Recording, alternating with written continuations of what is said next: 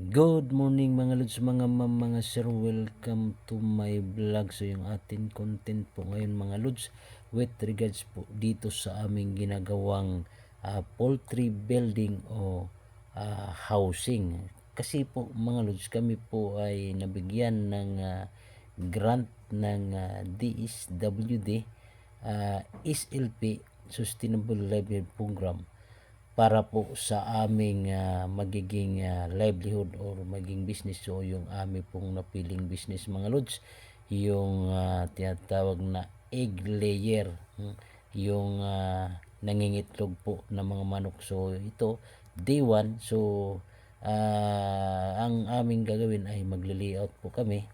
Yung lods, mga matatayo po kayo ng haligaw, no, na may 6 na haligi. So yun po yung aming gagawin. Tingnan po namin kung sa isang araw kung saan po, hanggang saan po yung aming matatapos. So ito namang aming mga membro, no, at nagluluto ng gulay. Itong gulay, dalawang klase po ito. Yung niluto naman ni Brenda yung kalabasa, at ito naman yung kay Ate Bing, yung lulutuin niya yung ubod na galing sa coconut tree.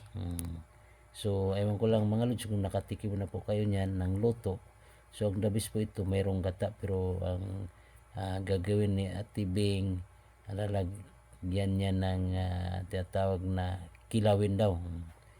Kilaw lang. So napakasarap rin yan mga lods, no?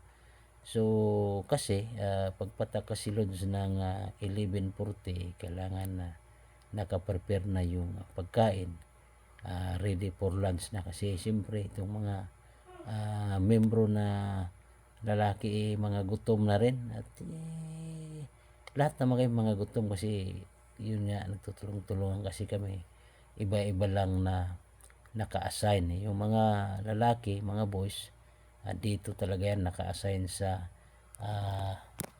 paggawa ng building, itong pagbubuhat ng mabigat. Pero yung mga babae naman naka-assign sa pagpapawid, kasi hindi rin naman alam ng mga boys yung paano magpawid. Kaya tulungan lang, no, para mabilis na matapos yung gawain kung mayroong diwa ng pagtutulungan. So day 1 pala ito mga lods. Talagang puspusan na yung aming trabaho para madaling matapos. At ito namang dalawa, no, naka-assign yung, bagamat membro lang ito mga lods, hindi man talaga ito sila karpentero, pero dahil sa maabilidad itong dalawa, tinawag ito sila ngayon ng organic carpenter. Kasi yung kanilang magawa talagang kamanga-manga at saka maganda talang tingnan, kaya tinawag na organic.